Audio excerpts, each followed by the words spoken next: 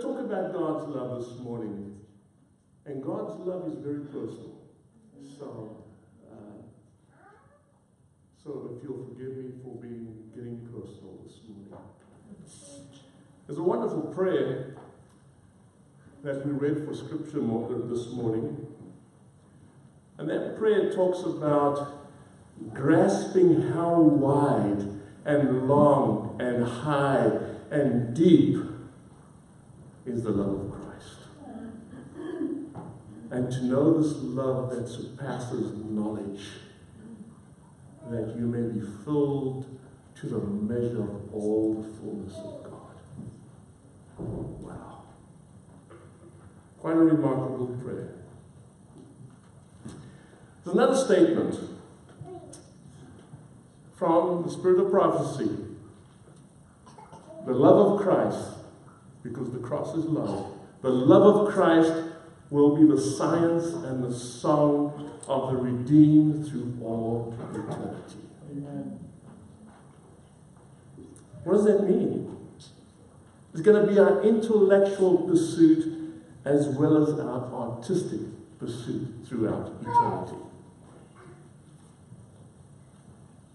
I remember my son saying to me, and these are my two sons when they were much younger, and some of you know them now. I can remember Jonathan saying to me, "Daddy, I love you with all my heart." Wow, if nothing touches a dad like that. When a child tells their parent they love them with all their heart. Here's my philosophical question this morning. Did he?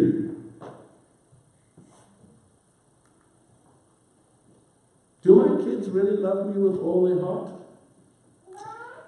Jonathan is now dating a young lady. It's about time.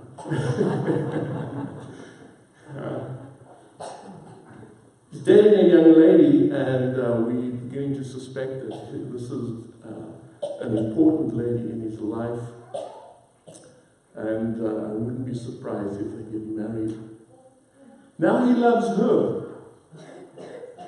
Does he still love me with all his heart?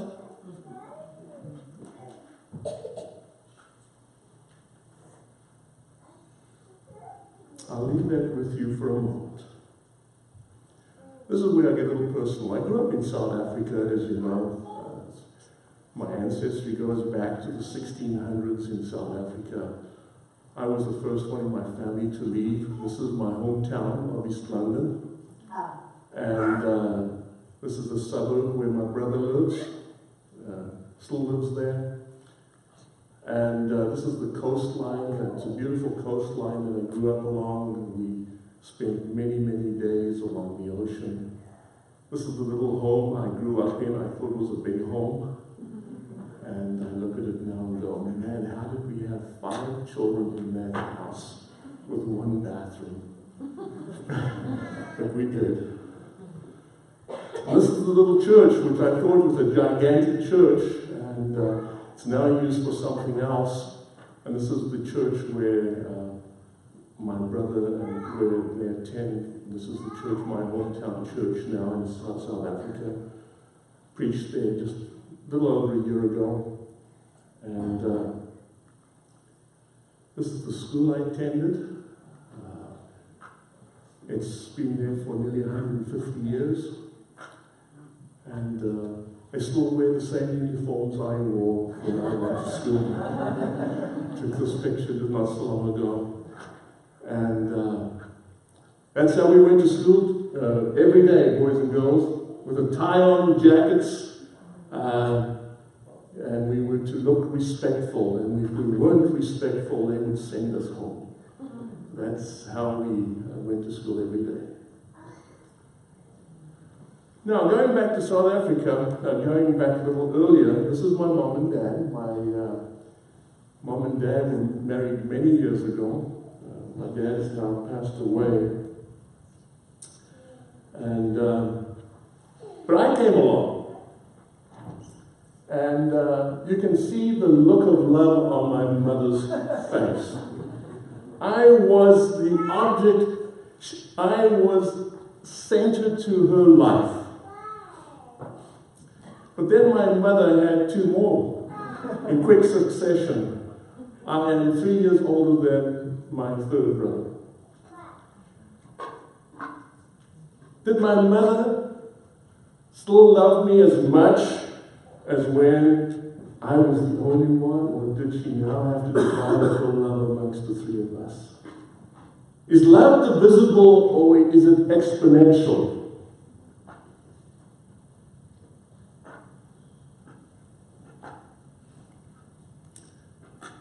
Pretty soon, two more came along. Well, a few years later, my sister and my brother. Now she had 5 that were the object of her love. What about the Duggar family? 19 kids and counting. Is Mrs. Duggar able to love all her children equally? This is what her family tree looks like, immediate family tree. Her immediate family circle. All their names are in there. You probably can't see them from where you're sitting. I want to switch gears. We know this verse, don't we? You personally. Jeremiah 31 verse 3. Yes, I have loved you with an everlasting love. Therefore, with loving kindness, I have drawn you. Very personal. You see, God's love has a personal dimension about it.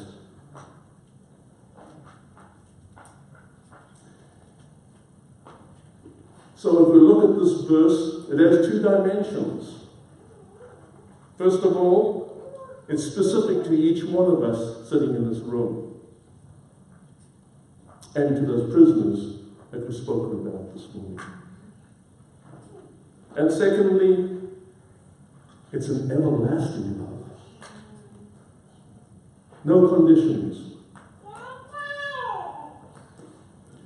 There's nothing we can do to make God love us anymore. And there's nothing we can do to make God love us any less. That's the kind of God we serve. The Bible tells us that God doesn't only love, He is love. It is the constant, non-stop, continual, full-blown reality of His character. God always loves with all His love of those whom He has made. He is love.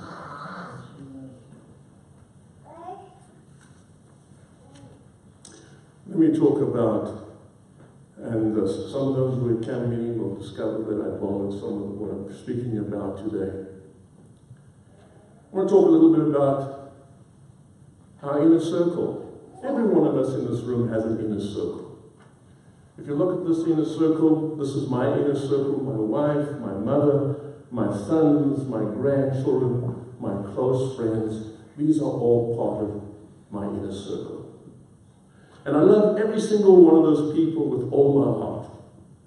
Now, I might love them in different ways, but each one of them, I have a special relationship with them. Now, getting back to the Duggars, and here's the question I raised earlier.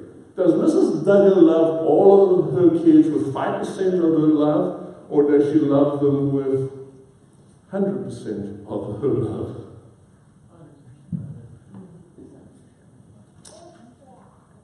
I think you're beginning to get it. However, if we start increasing that number, we start becoming a little overwhelmed, don't we? Because why? We are finite in our abilities. But God is not finite in His abilities. He is infinite in His abilities and in His capacities. We know that God is equipped with 3 harmonies. omnipotent, which means he's all-powerful. We know he's omniscient, which means he knows everything about you. He knows about the hairs on your head. He knows about your pain, your sorrows, your temptations. He knows everything about you. And then omnipresent. God can be everywhere at the same time. We know that. And in fact, with when we talk about God being omnipresent, we know from Psalm 139, he says, "Where can I go from your spirit? Or where can I flee from your presence? If I ascend into heaven, or you are there. If I make my bed in hell, behold, you are there." And so God says, you can't go anywhere without being in the presence of my love. But we can add one more to this. God is omnibenevolent. What do we mean by that? God is perfectly good and all-loving. And we know that from verses like this. The Lord is righteous in all his ways, gracious in all his works. Another verse. Everything God does is right. The trademark on all his works of love. God is love in totality. And we are simply channels of that love. Listen to this statement. The relations between God and each soul are as distinct and full as though there were not another soul upon the earth to share his watch care. Not another soul for whom he gave his beloved Son. Let that sink in for a moment. It's if you are alone in the universe with God. Now, you mothers know what it means to be alone in a crowd. What do I mean by that? We used to go to Silver Dollar with our kids when they were young. And there were crowds of kids and people everywhere. But I guarantee you that there wasn't but a few seconds where my wife didn't know where both of our boys were at all times. She was hypersensitive about where they were at any given moment. God is hypersensitive about us. He's hypersensitive of us in the crowd. We are the object of his obsession.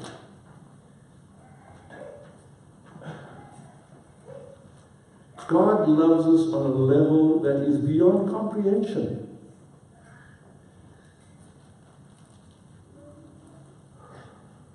God is not just interested in saving the human race, which is a very distant and theological thought. God is interested in saving me and you. And if you're missing from the masses of people, he's going to miss you. C.S. Lewis wrote, "He died not for men, but for each man. If each man had been the only man made, he would have done no less." If I translate that, he died not for people, but for each person. If I had been the only person made, he would have died for me. You've all heard of, maybe you haven't, the 6 degrees of separation. There's a theory that says that in this world of 7 billion people, there's only 6 steps between us and every single person in the world. In other words, I might know somebody who knows somebody who knows somebody who knows somebody who knows somebody who knows the President of South Africa. Only 6 people separating me and the President of South Africa, or the President of Russia, or the President of the United States, or whoever you can think of. Now you say, well, that seems a little too far-fetched. But if we look at the numbers, if we look at the 6 degrees of separation as purely mathematics, it seems, it's hard to believe this, but going by the numbers, the idea looks pretty plausible. Assume that you know 50 people, or have 50, and you have 50 friends. And those 50 friends of yours know 50 people, others, and who are not your friends, and so on. The math says that in 6 steps, you would be connected with 15.62 billion people. And there's only 7 billion people in the world. So we're all interconnected. In many respects, we are interconnected. But in that mass of people, because of that interconnection, we spoke about that inner circle that I mentioned a little earlier. And this is my inner circle. My son on the left, who is a data scientist, and my son on the right there, who's a physician, and my family down below, my mother and my wife, and my grandchildren, one of my grandchildren at least. That's my inner circle. And you too have an inner circle. And if I look at my inner circle, I have a son by the name of John. He lives out in Colorado, lives in Loveland. And he's dating this young lady, Stephanie, who has a brother, Zach, and who have parents who live out in Colorado Springs. And I know John quite well. In fact, he's known him probably more than any other person. But I don't know much about Stephanie. I'm learning to know her. Only met her brother once. Never met their parents. Hope to do that one of these days. So you can see how our inner circle, there's other circles outside of those inner circles.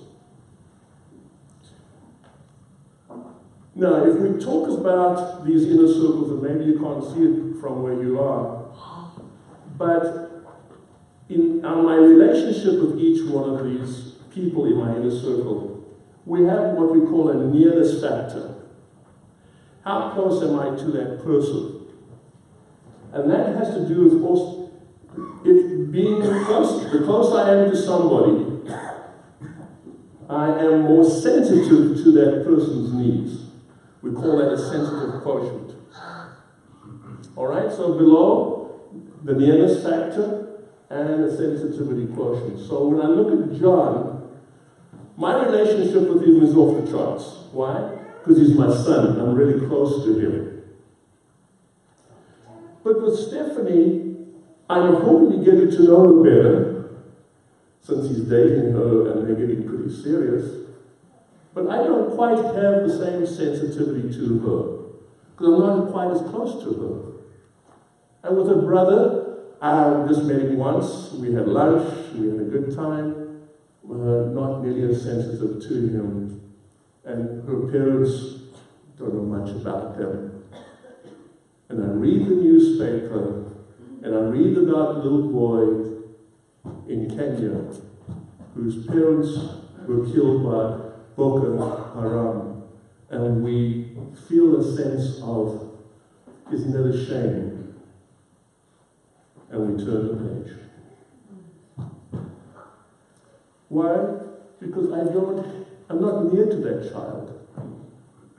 And so my sensitivity is not the same. Why? Because I'm a human being, and there are limitations to my sensitivity to my fellow mankind.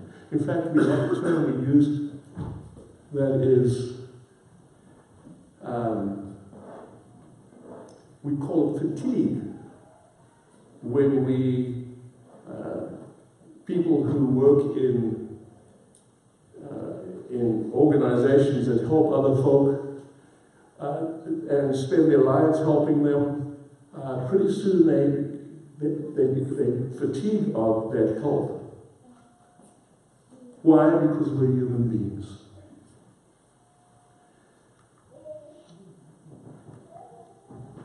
But let's look at God's inner circle. Who's in his inner circle?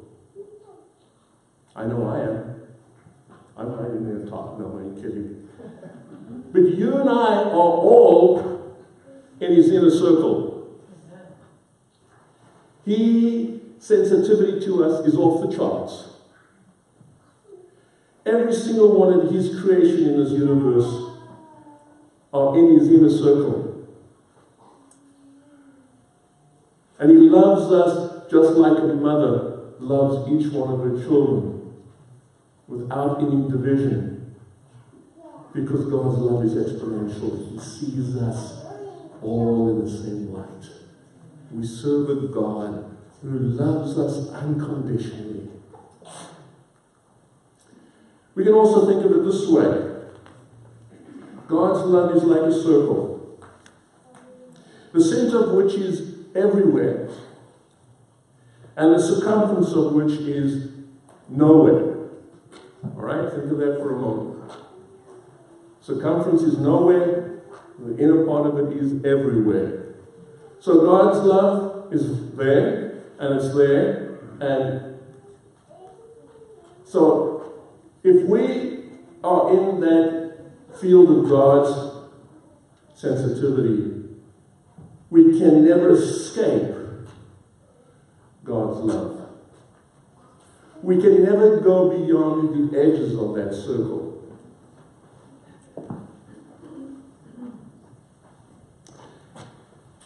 This is taught in Scripture. In all their affliction, he was afflicted. And the angels of his presence saved them. In his love and in his pity, he redeemed them. And he bore them and carried them all the days of old. For those of you who are maybe married to a person who's depressed, you find yourself carrying them, don't you? That's the metaphor there. God carries us even when things are going wrong. This is an emotional carrying. Psalm 56:8 reads, "You keep track of all my sorrows. You have collected all my tears in your bottle. You've recorded each one in your book." It's a metaphor. God feels what I feel.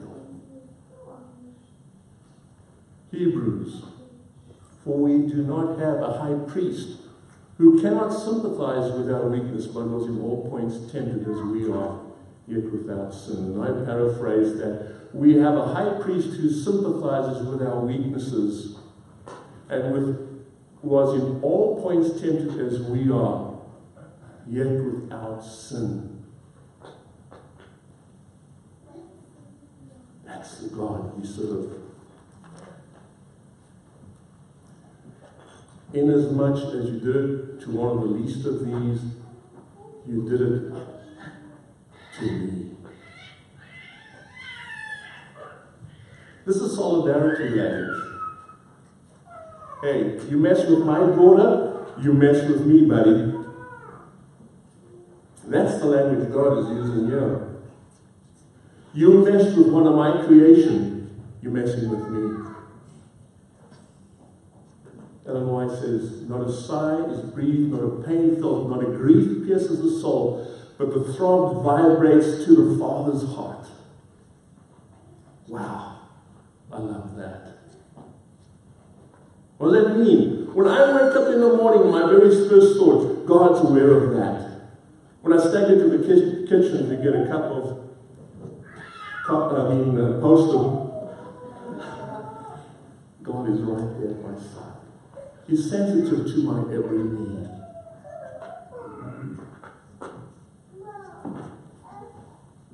See, the Bible talks about God's love, agape, a unilateral love. I love you regardless of what's going on with you.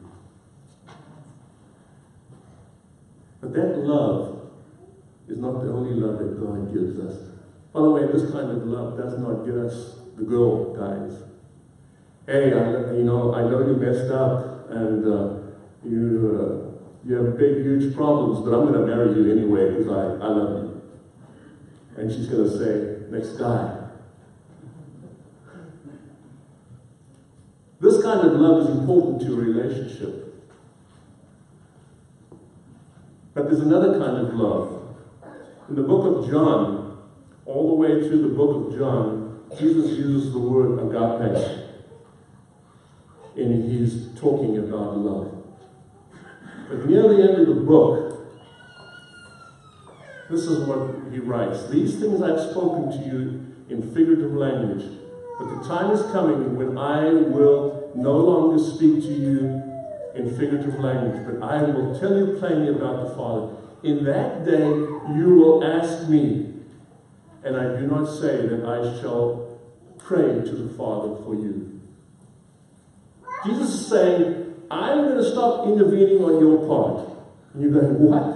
Where are you going, God? Where are you going, Jesus? How come you're not going to speak on my behalf to the Father? And why does he say that? For the Father himself loves you. We sometimes think of Jesus as the one who loves us, and he has to go on our behalf to the Father and plead with the Father on our behalf. But Jesus says, my Father loves you just like I love you.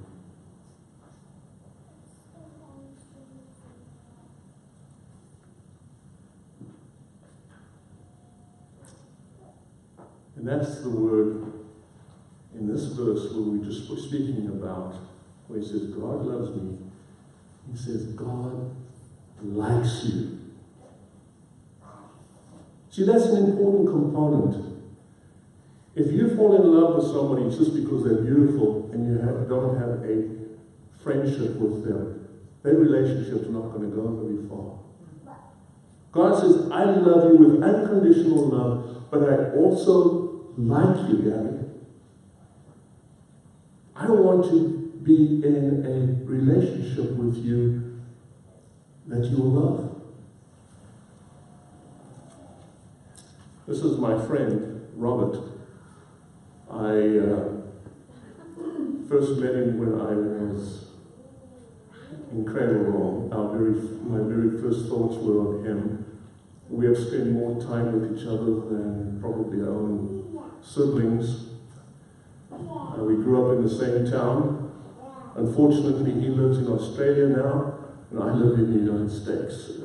And in fact, my hometown, if you go into my hometown and you ask people about all the people that I grew up with, we scattered across the face of the earth.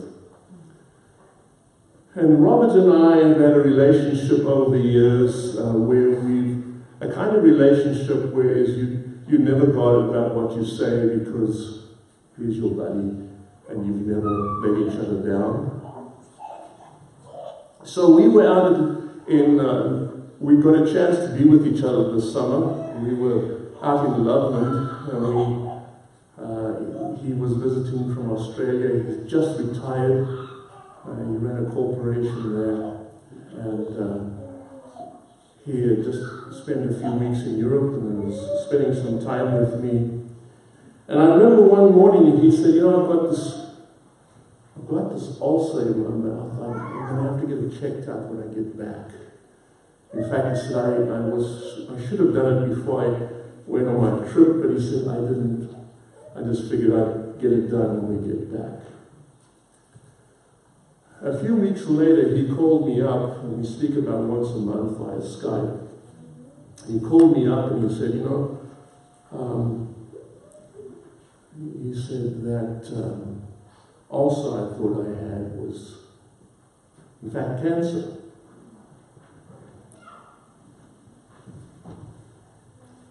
Now, what do you think the first thing I wanted to do? I wanted to get on the next plane, go see my buddy. And so, to make a long story short, because I see the time is gone, they had to remove part of his jaw, took some bones from his leg and grafted it in there. And I got to speak to him just a few weeks ago, just before Christmas. And he's struggling to get back to health. Doesn't look the same. But I have this relationship with him. When he was in pain, I felt the pain, didn't I? I did. As I say, I wanted to get on the plane with him. And you know, God says, Gary, I want to have a relationship with you. The same kind of relationship that you have with Robert. Excepting, I know you so far more than Robert. And I will never let you down. And I want to be your best friend. No strings attached. Not for just today or tomorrow, but forever. That's the kind of God that we serve. Amen.